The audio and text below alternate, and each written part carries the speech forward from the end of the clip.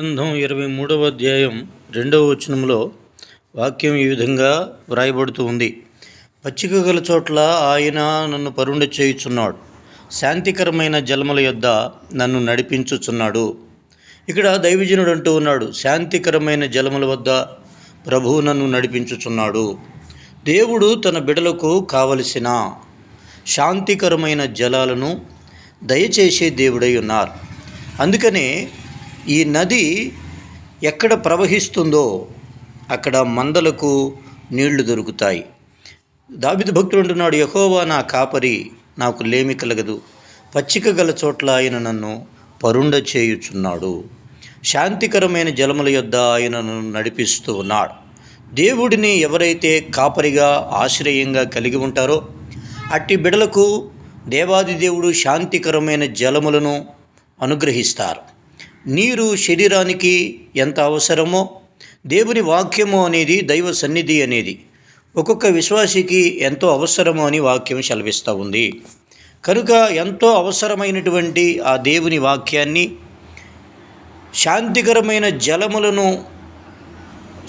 గ్రోలినట్లుగా దేవుని వాక్యాన్ని ధ్యానించి ఆధ్యాత్మికంగా ఆరోగ్యవంతులమై పుష్టిగలవారమై క్రీస్తునందు ఆనందించేవారముగా ఫలించేవారముగా నిలవాలి అని దేవుని వాక్యం చెబుతూ ఉంది. దావీదు భక్తుడు తనకు కాపరిగా యెహోవా దేవునిని కలిగి ఉన్నప్పుడు ఆయన జీవితం పరిమళించింది. ఆయన జీవితంలో వాక్యాన్ని ప్రేమించాడు. దేవుని హృదయాన్ని దోచుకునేటంత గొప్ప భక్తి హృదయాన్ని తాను కలిగి ఉన్నారు. ఎవరి హృదయంలో దైవభక్తి అనేది సమృద్ధిగా ఉంటుందో అటివారు క్రీస్తునందు నిత్యము ఆనందించేవారుగా ఉంటారు. దేవుడి యందు నిత్యము ఆనందించేటటువంటి అట్టి ఆధ్యాత్మిక స్థితిని సంపాదించుకోవడానికి నిజంగా దావీదు ఒక రాజు అయ్యుండి ఆయన ఎంత గొప్ప భక్తి చేయటానికి తన హృదయము నిత్యము దేవుని సన్నిధిని వెతుకుచూ వచ్చినట్లుగా, నిజంగా మనము కూడా దైవ సన్నిధిని వెదికేవారమైతే గొర్రెల దొడ్డిలో ఉన్న దావీదు దేవుడిని సేవించటంలో తాను చూపినటువంటి చొరవ ఎంతో గొప్పది. గొల్యాతును జయించటం తనకు రాజ్యాధికారాన్ని ఇస్తుంది అని కాదు అని దావీదు నిరూపిస్తూ ఉన్నారు. గొల్యాతు మీదకు యుద్ధానికి వెళ్ళడం, గొల్యాతును జయించడం దావీదుకు రాజ్యాధికారం దక్కుతుంది అనే ఉద్దేశ్యం దావీదులో కనిపించటం లేదు. తన దేవుని ఎడల తనకున్న భయభక్తులను ఆయన తన యొక్క కీర్తనల ద్వారా, తన భక్తి వైరాగ్యము ద్వారా తెలియచేశారు అనే మాట స్పష్టమైనది. కనుక దేవుని హృదయాన్ని గెలుచుకునిన దావీదు ఈరోజు నాలో కనిపిస్తూ ఉన్నాడా, మీలో కనిపిస్తూ ఉన్నారా అని పరిశీలనగా చూసుకొని మనము దైవభక్తి చేసేవారముగా ఉండాలి అని ఈ వాక్యం సెలవిస్తూ ఉంది. అదేవిధంగా ప్రియ సహోదరులరా, వాక్యం అంటూ ఉంది, ఆ నది సర్వోన్నతుడైన దేవుని సంతోషపరుచుచున్నది అని అంటూ ఉంది. ఆ వాక్యము ఏమి చేస్తూ ఉంది అని అంటే, అది దాని కాలువలు దేవుని పట్టణమును, సర్వోన్నతుని మందిరపు పరిశుద్ధ స్థలమును సంతోషపరుచుచున్నవి. దేవుని పట్టణం, దాని కాలువలు దేవుని పట్టణమును. ఈ దేవుని పట్టణం గురించి కీర్తన 48వ కీర్తన 8వ వచనం ఈ విధంగా వ్రాయబడి ఉంది. సైన్యములకు అధిపతియగు యెహోవా పట్టణమునందు మన దేవుని పట్టణమునందు మనము వినినట్టుగానే జరుగుట చూచి ఉన్నాము. దేవుడు నిత్యముగా దానిని స్థిరపరిచి ఉన్నాడు. ఈ వచనములో ఒక పట్టణం కనిపిస్తూ ఉంది. ఈ పట్టణం యెహోవా పట్టణమని పిలువబడుతూ ఉంది. మన దేవుని పట్టణము అని పిలువబడుతుంది. యెహోవా పట్టణము అని, దేవుని పట్టణము అని ఏది పిలువబడుతూ వస్తుంది అని సూచినప్పుడు 87వ కీర్తన 3వ వచనం అంటుంది, దేవుని పట్టణమా, మనుషులు నిన్ను గూర్చి గొప్ప సంగతులు చెప్పుకొందురు. ఏది ఈ దేవుని పట్టణం, ఏది ఈ దేవుని పట్టణం అని సూచినప్పుడు అది యెరూషలేమే. యెరూషలేము దేవుని పట్టణం. యెరూషలేము దేవుని పట్టణం. ఈ దేవుని పట్టణాన్ని గురించి మనం ధ్యానం చేసినప్పుడు అది యెహోవా కోరుకొనిన పట్టణము. యెహోవా ఆ పట్టణాన్ని కోరుకోవడానికి గల కారణం ఏంటి అని చూస్తే, యెహోవా ఆ పట్టణాన్ని కోరుకోవడానికి గల కారణం ఏంటి అని చూస్తే మరలా మనం దావీదు వైపుకి చూడవలసి వస్తుంది. దేవుడు ఆ పట్టణాన్ని కోరుకోవడానికి గల కారణం ఏంటి అని అంటే, అది దావీదు రాజు కట్టిన పట్టణం. దావీదు ఏ పట్టణాన్ని కడుతూ ఉన్నాడు అని చూస్తే, దేవుని చిత్తంలో ఏ పట్టణము ఉందో ఆ పట్టణాన్ని దావీదు కడుతూ ఉన్నాడు. దావీదు యెరూషలేమును కేంద్రంగా చేసుకుని ఇశ్రాయేలు దేశాన్ని పరిపాలించడానికి గల కారణం ఏంటి అని అంటే, దేవుని చిత్తాన్ని దావీదు వెదికేవాడు అని సమూయేలు గ్రంథము, రాజుల గ్రంథము స్పష్టంగా తెలియచేస్తూ ఉంది. తాను ప్రతి విషయంలోనూ దైవ చిత్తాన్ని వెదికేటటువంటి వ్యక్తిగా దావీదు కనబడుతూ ఉన్నారు. యెహోవా యొద్ద విచారణ చేయగా, యెహోవా యొద్ద విచారణ చేసే దావీదును దేవుడు ఎలా నడిపిస్తున్నాడు అంటే, యెరూషలేము అనే పట్టణాన్ని కట్టించేవానిగా నడిపిస్తూ ఉన్నాడు. యెరూషలేము పట్టణంలో సింహాసనాసీనుడుగా, ఒక రాజుగా దావీదును దేవుడు చూస్తూ ఉన్నాడు. దావీదు ఏలిన పట్టణం, అది రాజైన యేసు ఏలే పట్టణం. యేసు రాజు ఏలుబడి చేసే పట్టణం యెరూషలేము పట్టణం. ఇది యెహోవా పట్టణం అని పిలువబడుతుంది, దేవుని పట్టణం అని పిలువబడుతుంది. ఈ భూమి మీద దేవుడు భూమి మీద పరిపాలన చేసేటటువంటి రాజ్యము యెరూషలేం. ఎందుకనండి యెరూషలేమే అని చెప్పానంటే, ఒకటి, ఇశ్రాయేలు దేవుడు కోరుకొనిన ప్రజ. రెండు, యేసు ప్రభు ఇశ్రాయేలు యొక్క సంతానం. మూడు, యేసు ప్రభు దైవ సంతానం, దేవమానవుడు. మానవులకు దేవునికి మధ్యవర్తి, తండ్రి అయిన దేవునికి మానవుడికి మధ్యవర్తి యేసుక్రీస్తు ప్రభులవారు. ఈ యేసు ప్రభు యెరూషలేము యొక్క ఇశ్రాయేలుల యొక్క సంతానం.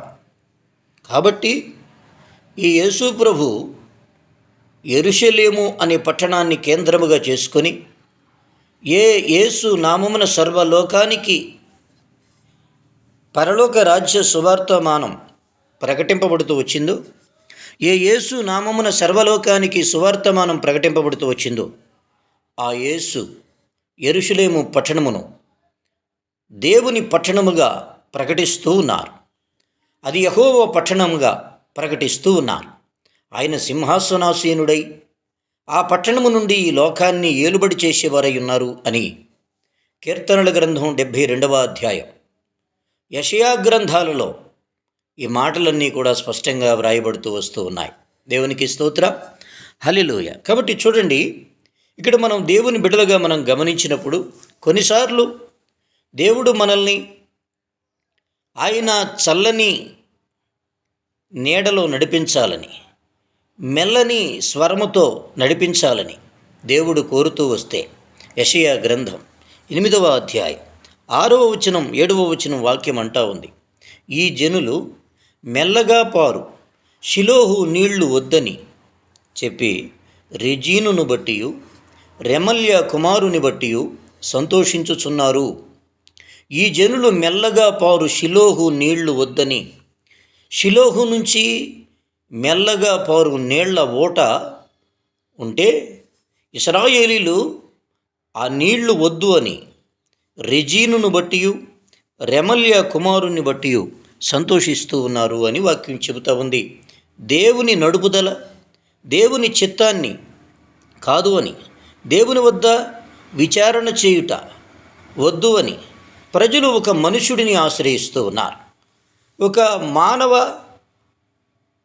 అధికారం క్రిందకు వెళ్ళిపోతూ ఉన్నారు. మానవ అధికారం క్రిందకు వెళ్ళిపోతూ ఉండడానికి కారణం ఏంటి అని అంటే, వారు దేవునిని ఆశ్రయిస్తున్నవారు కాదు, దేవునిని వెతుకుతూ ఉన్నవారు కాదు. వారు శరీర సంబంధమైనటువంటి వ్యవస్థలను కలిగి ఉన్నాము అని వారు గుర్తించి, దేవుడి యొద్ద మాకు సహాయం దొరకడం లేదు అనే విషయాన్ని వారు స్పష్టీకరించటానికి భూ సంబంధమైనటువంటి, లోక సంబంధమైనటువంటి వ్యక్తుల సహాయం అర్థించటానికి సిద్ధపడుతున్నారు అని ఈ వచనములో ఇశ్రాయేలీయులను గురించి వాక్యం సెలవిస్తూ ఉంది.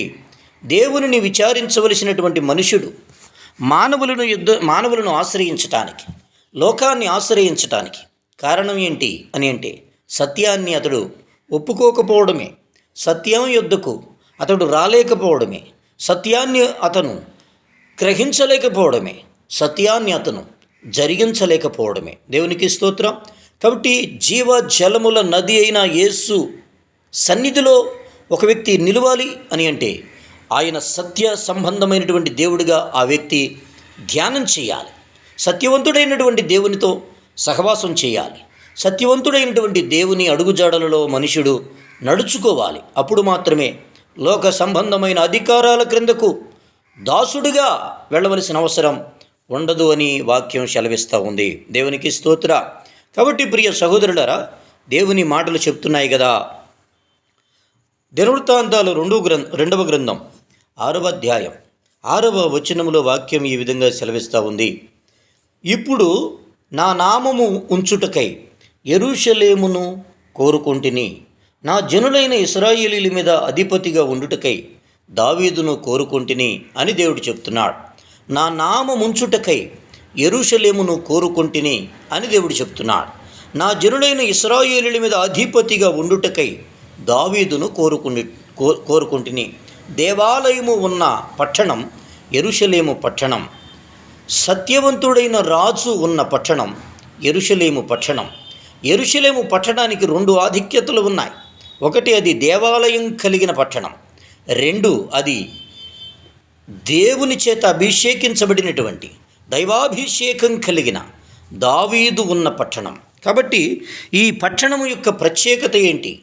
యేసు రాజు ఈ పట్టణమునకు రాజై సర్వలోకాన్ని ఏలుబడి చేయటానికి. ఆ రోజున సింహాలు, గొర్రెపిల్ల ఒక్కచోటే ఉంటాయి, తోడేలు, గొర్రెపిల్ల ఒక్కచోటే ఉంటాయి. కాబట్టి అటువంటి యేసు ప్రభు యొక్క నాయకత్వం ఈ భూమి మీద 1000 సంవత్సరాలు యేసు ప్రభు ఈ భూమిని ఏలబోతూ ఉన్నారు. ఆయన పరిపాలన చేయబోతూ ఉన్నారు. 72వ అధ్యాయం కీర్తనల గ్రంథం చెప్పింది, రాజునకు నీ నీతిని, రాజకుమారునికి నీ న్యాయ విధులను తెలియచేయుము. నీతిని బట్టి నీ ప్రజలకు, న్యాయమును బట్టి నీ వారికి అతడు న్యాయము తీర్చుము. సొలొమోను ప్రవచనాత్మకంగా ఇక్కడ యేసు ప్రభువుని ప్రకటిస్తూ ఉన్నారు. రాజునకు నీ న్యాయ విధులు, రాజకుమారునికి నీ నీతి అని తండ్రిని కుమారుణ్ణి ఐక్యం చేస్తూ క్రీస్తు రాజు పరిపాలనను సొలొమోను ఈ వచనములో 1 ఒప్పుకుంటున్నారు, 2 ప్రవచిస్తూ ఉన్నారు. కాబట్టి ఆయన ప్రవచనాత్మకంగా ఒప్పుకుంటున్నటువంటి క్రీస్తు రాజ్య పరిపాలనలో నీతిని బట్టి పర్వతములను, చిన్న కొండలను ప్రజలకు నెమ్మది పుట్టించును. కాబట్టి ఆ యేసు రాజు ఏలుబడి చేయు దేశము యెరూషలేము దేశం. ఆ యేసు రాజు ఏలుబడి చేయు పట్టణము యెరూషలేము పట్టణము. అందుకని దేవుడు ఆ పట్టణమును కోరుకున్నాడు. దేవుడే కోరుకున్నాడు. యెరూషలేమును కోరుకును యెహోవా, యెరూషలేమును కోరుకును యెహోవా, యెరూషలేమును కోరుకును యెహోవా. మన దేవుని పట్టణమందు, ఆయన పరిశుద్ధ పర్వతమందు యెహోవా గొప్పవాడును బహు కీర్తనీయుడునై ఉన్నాడు అని వాక్యం సెలవిస్తూ ఉంది. మన దేవుని పట్టణమందు, ఆయన పరిశుద్ధ పర్వతమందు, ఇది దేవుని పట్టణం, అది పరిశుద్ధమైనటువంటి పర్వతం, అది యెరూషలేము, అది యెరూషలేం. కాబట్టి దేవునికి స్తోత్ర. ప్రభువు చెబుతూ ఉంటారు కదా, దేవుని వాక్యం ఈ విధంగా చెబుతూ ఉంది. కీర్తనల గ్రంథం 65వ అధ్యాయం 9వ వచనముల వాక్యం ఈ విధంగా వ్రాయబడుతూ ఉంది. నీవు భూమిని దర్శించి దాన్ని తడుపుచున్నావు, దానికి మహదైశ్వర్యము కలుగచేయుచున్నావు. దేవుని నది నీళ్లతో నిండి ఉన్నది. నీవు భూమిని ఎట్లు సిద్ధపరిచిన తరువాత వారికి ధాన్యము దయచేయుచున్నావు. దేవునికి స్తోత్ర. దేవుని నది నీళ్లతో నిండి ఉంది. ఈ నీళ్లతో నిండి ఉన్న నది భూమిని తడుపుతూ ఉంది. ఆ భూమి ఎవరు? నేనే. ఆ భూమి ఎవరు? నువ్వే. నువ్వే అయ్యున్న ఆ భూమి, నేనే అయ్యున్న ఆ భూమి దేవుని కొరకు మనోహరమైన పంటలెన్నో పండాలి. దేవుని కొరకు సంతోషకరమైన పంటలెన్నో పండాలి. దేవుని కొరకు సేద్యపరచబడుతూ ఉన్న ఈ భూమి ఉందే, ఈ భూమి దేవుని నది చేత తడపబడుచు ఉన్నది. మహదైశ్వర్యము దీనికి కలుగుతూ ఉంది. మహదైశ్వర్యము ఈ భూమికి కలగడానికి గల కారణం దేవుని నది దీనిని తడుపుచూ ఉంది. ప్రియ సహోదరుడా, సహోదరి, దేవుని నది నీ యొద్దకు వస్తే అది నీ యందు మహదైశ్వర్యాన్ని కలుగు చేస్తుంది. మహదైశ్వర్యం ఎలా వస్తుంది?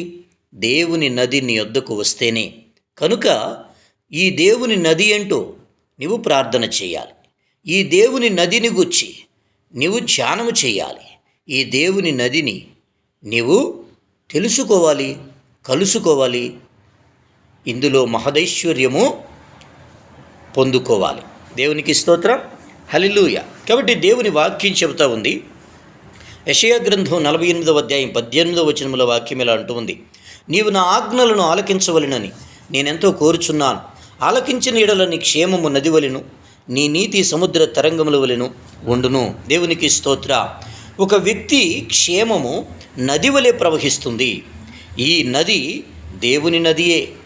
ఈ ఒక వ్యక్తి క్షేమము నది వలె ప్రవహించేటట్లుగా, ఆ వ్యక్తి క్షేమము అనేకులకు దీవెనకరముగా ఉండేటట్లుగా, ఒక వ్యక్తి క్షేమము అనేకులకు దీవెనకరముగా ఉండేటట్లుగా దావీదును గూర్చి ఆయన సైన్యాధిపతులు ఇలాగ అంటూ ఉంటారు, యుద్ధానికి మేమే వెళ్తాము, నీవు యుద్ధానికి వద్దులే, యుద్ధానికి మేమే వెళ్తాం.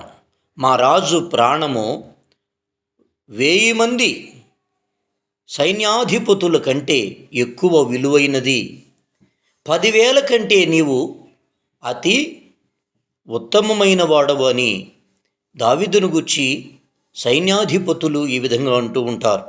ఏమని అంటే, యుద్ధమునకు మేమే వెళ్తాం, నీ పక్షంగా మేము యుద్ధము చేస్తాం. ఒక వ్యక్తి క్షేమము అది నది వలె దేశానికి దీవెన కలిగించేది అని వాక్యాల్లో ధ్యానం చేస్తూ ఉన్నాం. కాబట్టి ఈరోజు నీవు దేవుని ఆజ్ఞలను ఆలకించే వ్యక్తివి అయితే నీ క్షేమం అనేకులను వెలిగించేది, నీ క్షేమం అనేకులను మేలుకరమైనటువంటి మార్గంలో నడిపింపచేసేది, నీ క్షేమం అనేక మంది జీవితాలకు క్షేమాభివృద్ధిని కలిగించేది. ఈరోజు నేను అనేవాడిని ఉన్నాను అని అంటే నా వలన ఎందరికీ మేలు కలుగుతుంది, నా వలన ఎందరి జీవితాలు ఉద్ధరించబడతా ఉన్నాయి, నా వలన ఎంతమంది ఆశీర్వాదకరంగా ఉన్నారు అనే విషయాలను చూసినప్పుడు ఏ వ్యక్తి క్షేమము అనేక మంది ప్రజల అభ్యున్నతికి ఉపయోగపడుతుందో, అనేక మంది ప్రజలను ఓరడించేటట్లుగా ఉంటుందో ఆ వ్యక్తి దేవుని ఆజ్ఞలను ప్రేమించేవాడు అని వాక్యం సెలవిస్తూ ఉంది. దేవునికి స్తోత్ర. దేవుని ఆజ్ఞలను ఎవరైతే ఆలకిస్తారో, వాక్యానుసారమైన జీవితాన్ని ఎవరైతే కలిగి ఉంటారో, వాక్యాన్ని ఎవరు అధికంగా ప్రేమిస్తారో వారు క్షేమంగా ఉంటారో అనే మాట సత్యము కాగా, ద్వితీయోపదేశకాండము 4వ అధ్యాయం 6వ అధ్యాయంలో వాక్యం చెబుతూ ఉంటుంది, నీవు నా యందు నా ఆజ్ఞలను గైకొని నా యొక్క మార్గములు నడుచుకుని ఎడల నీకు క్షేమము కలుగును అని వాక్యం స్పష్టంగా వ్రాసి ఉంటుంది. కాబట్టి ఏ వ్యక్తి క్షేమము అనేది దేవుని ఎడల భయభక్తులు కలిగి ఉండుటను బట్టి దేవుడు భక్తులను క్షేమస్థితిలో నిలిపి ఉంచేవారుగా ఉన్నారు. దేవునికి స్తోత్ర, హల్లెలూయా. కాబట్టి ఈరోజు అటువంటి గొప్ప దేవుని సన్నిధానంలో మనము మన యొక్క మార్గాలను దేవునికి ఇష్టమైనవిగా చూసుకునేవారమైతే దేవుడు దర్శించేవారై ఉన్నారు, దీవించేవారై ఉన్నారు అని వాక్యం సెలవిస్తూ ఉంది. అలాగే ప్రియులరా, యెషయా గ్రంథం 60వ అధ్యాయం 14వ వచనములో వాక్యం ఈ విధంగా అంటూ ఉంది, నిన్ను బాధించిన వారి సంతానపు వారు నీ ఎదుటికి వచ్చి సాగిలపడెదరు, నిన్ను తృణీకరించిన వారందరూ వచ్చి నీ పాదముల మీద పడెదరు. యెహోవా పట్టణమనియు ఇశ్రాయేలు పరిశుద్ధ దేవుని సియోననియు నీకు పేరు పెట్టెదరు. స్తోత్ర, హల్లెలూయా. చూడండి, వాక్యం అంటూ ఉంది, నిన్ను బాధించిన వారి సంతానపు వారు నీ ఎదుటికి వచ్చి సాగిలపడెదరు. యెహోవా పట్టణమనియు ఇశ్రాయేలు పరిశుద్ధ దేవుని సియోననియు నీకు పేరు పెట్టబడును. ఒక వ్యక్తికే, ఒక జనాంగానికి, ఒక సమాజానికి దేవుడి పేరు పెడుతూ ఉన్నాడు.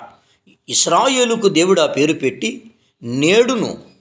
నేడును ఎవరైతే యేసుక్రీస్తు ప్రభుల వారి యందు విశ్వాసం ఉంచి ఆయన మార్గంలో నడిచేవారుగా ఉంటారో వారందరికీ దేవుడు ఒక పేరు పెడుతూ ఉన్నాడు. అది ఏంటి అంటే నూతన యెరూషలేము అనే పట్టణం. యెహోవా పట్టణము అని అంటే అది యెరూషలేము పట్టణం. యెరూషలేము పట్టణము అని అంటే అది నూతన యెరూషలేము పట్టణము. కాబట్టి ఈరోజు ప్రభు అంటూ ఉన్నారు కదా, నిన్ను బాధించిన వారి సంతానపు వారిని ఎదుటకు వచ్చి సాగిలపడిదరు, నీతి నిమిత్తం హింసింపబడువారు ధన్యులు అని వాక్యం సెలవిచ్చినట్లుగా ఎవరైతే నీతి కొరకై హింసించబడుతూ ఉన్నారో, బాధించబడుతూ ఉన్నారో అట్టి వారికి దేవుడు వాగ్దానం చేస్తూ ఉన్నారు, నిన్ను తృణీకరించిన వారందరూ నీ పాదముల యొద్దకు వస్తారు. దేవునికి స్తోత్ర. కాబట్టి నీ శత్రువు నీ ఎదుట నుండి ఒక్క మార్గంలో నీ ఎదుటకు వచ్చి 7 మార్గాలలో వారిని ఎదుటి నుంచి తొలగిపోతారు అని వాక్యం చెప్పినట్లుగా దేవుని యందు భయభక్తులు కలిగి ఎవరైతే క్రీస్తు సత్యాన్ని నీతిని ప్రేమిస్తారో అట్టి బిడ్డలకు ఎన్ని శోధనలు వచ్చినా, శ్రమలు వచ్చినా వాటన్నింటిలో నుంచి దేవుడు వారిని ఆశ్చర్యకరమైన రీతిలో తప్పించి దేవుడు వారిని యెహోవా పట్టణము అని పిలుస్తారు. ఇశ్రాయేలు పరిశుద్ధ దేవుని సియోనని పిలిచి వారిని భక్తులుగా చేసి తన యొక్క దీవెనలను అనుగ్రహించే దేవునిగా ఉంటారు. దేవునికి స్తోత్ర. వాక్యం ఈ రీతిగా అంటుంది. వాక్యం ఏమంటుంది అని చెప్పానంటే దేవునికి స్తోత్ర. ప్రకటన గ్రంథం 21వ అధ్యాయం 2వ వచనం 3వ వచనం ఈ విధంగా అంటూ ఉంది, మరియు నేను నూతనమైన యెరూషలేము అను పరిశుద్ధ పట్టణము తన భర్త కొరకు అలంకరింపబడిన పెండ్లి కుమార్తె వలె సిద్ధపడి పరలోకమందున్న దేవుని యొద్ద నుండి దిగివచ్చుట చూచితిని. దేవునికి స్తోత్రం. అప్పుడు ఇదిగో దేవుని నివాసము మనుషులతో కూడా ఉన్నది, ఆయన వారితో కాపురముండును, వారు ఆయన ప్రజలయుందురు, దేవుడు తానే వారి దేవుడై ఉండి వారికి తోడై ఉండును. నూతన యెరూషలేము అను ఆ పరిశుద్ధ పట్టణము తన భర్త కొరకు అలంకరింపబడిన పెండ్లి కుమార్తె వలె సిద్ధపడి పరలోకమందున్న దేవుని యొద్ద నుండి దిగివచ్చుట చూచితిని. ఈ యెరూషలేము ఎక్కడ ఉంది? పరలోకంలో ఉంది. భూమి మీద యెరూషలేము ఉంది, పరలోకంలో యెరూషలేము ఉంది. భూమి మీద యెరూషలేము ఉంది, పరలోకంలో యెరూషలేము ఉంది. ఈ పరలోకంలో ఉన్న యెరూషలేమును దేవుడు అంటున్నాడు నూతన యెరూషలేం. ఈ నూతన యెరూషలేం ఏం చేస్తూ ఉంది? తన భర్త కొరకు అలంకరింపబడిన పెండ్లి కుమార్తె వలె సిద్ధపడి. ఎక్కడ ఈ సిద్ధపాటు?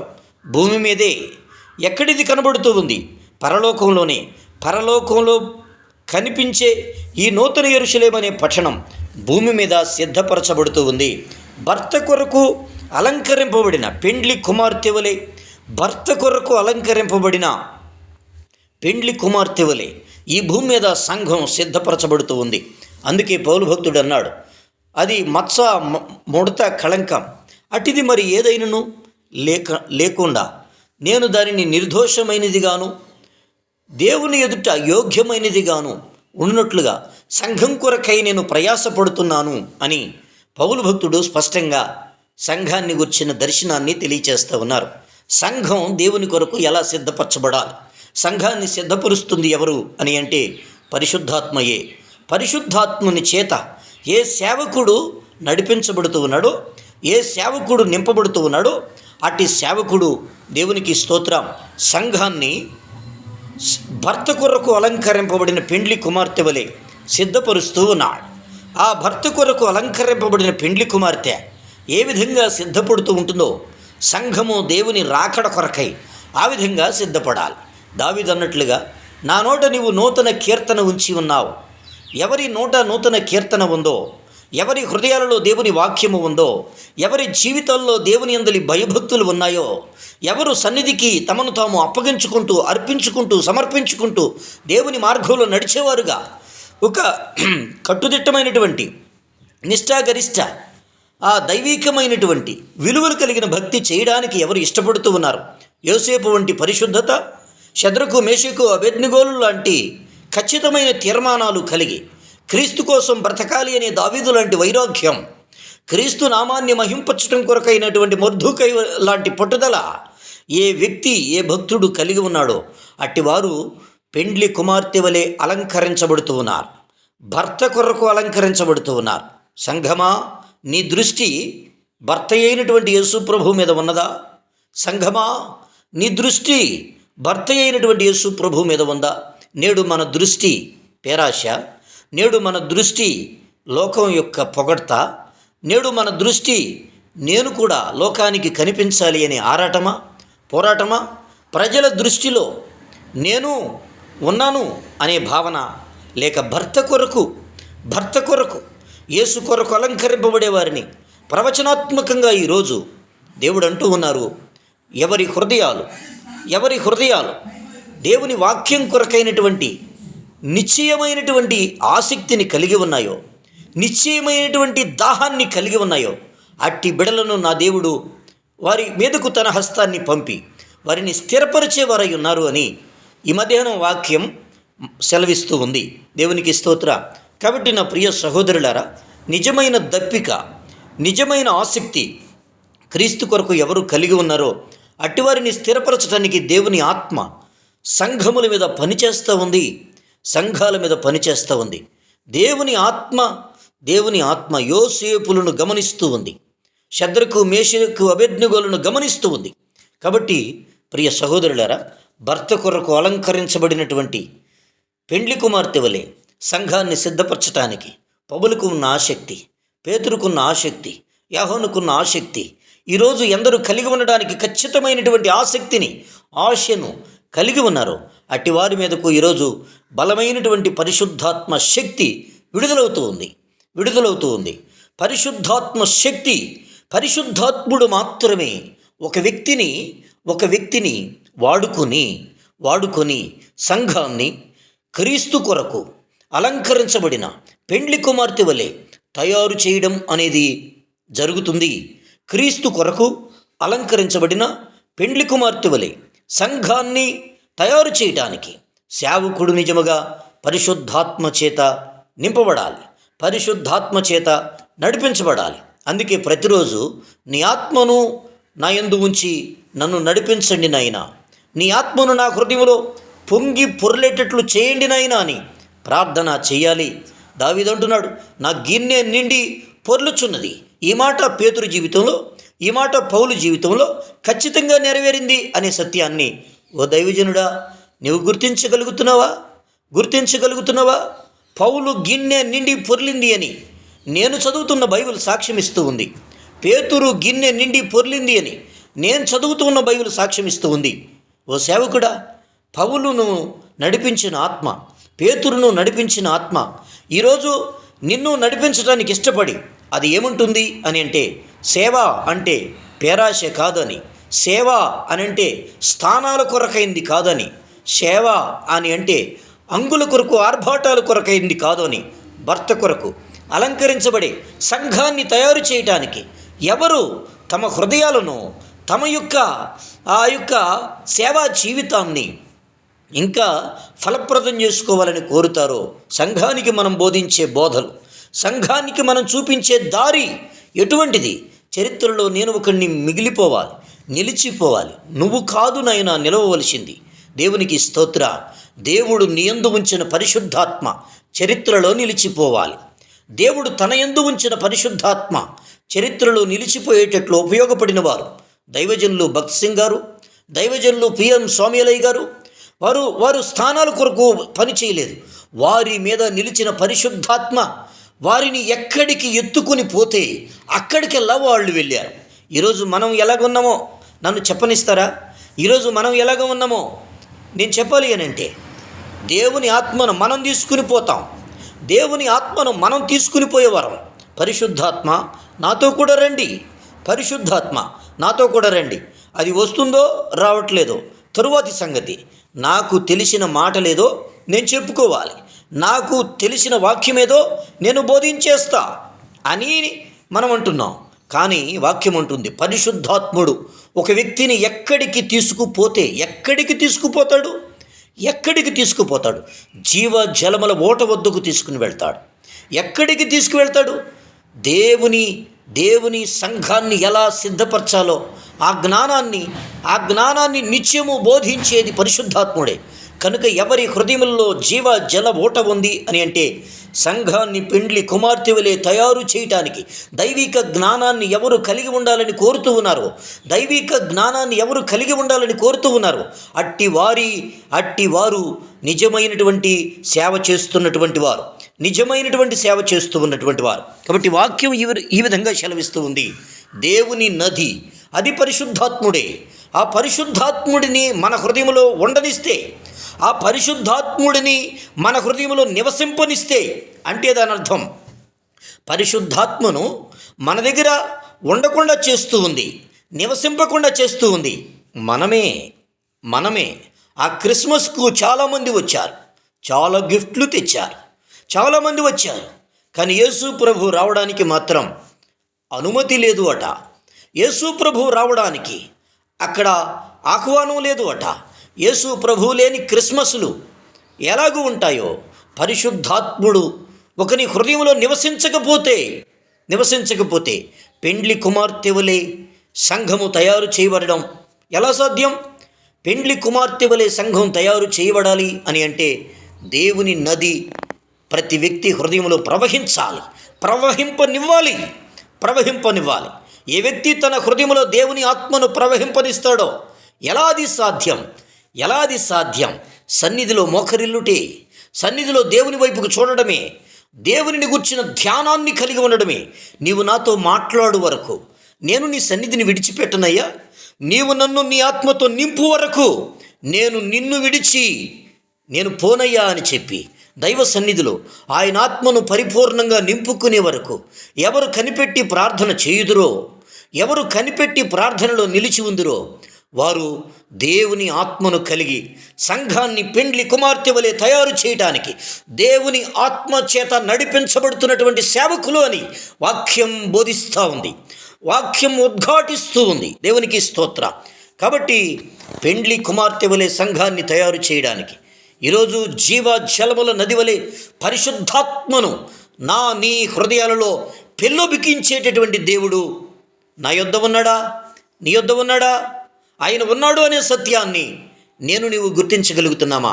ఒకసారి గమనించి, దేవుని ఆత్మ నా యొద్ద ఉండి దేవుని ఆత్మ నీ యొద్దకు వచ్చి మాట్లాడేటటువంటి తన వాక్య సత్యాలను మనం గమనించి, గ్రహించి, ధ్యానించి, వాక్యము మనలను రేపే కొలది, వాక్యము మనలను బలపరిచే కొలది దేవుని మార్గంలో నడుచుకోవడానికి ఇష్టపడదాం. పరిశుద్ధాత్ముని యొక్క నింపుదల కొరకై ఆశపడదాం. పరిశుద్ధాత్ముని మార్గంలో నడుచుకుందాం. దేవునికి మహిమకరంగా జీవిద్దాం. అటు కృప యేసు ప్రభు ఈ మధ్యాహ్నం నాకు మీకు సమృద్ధిగా అనుగ్రహించి దీవించి ఆశీర్వదించి నడిపించును గాక. ఆమేన్.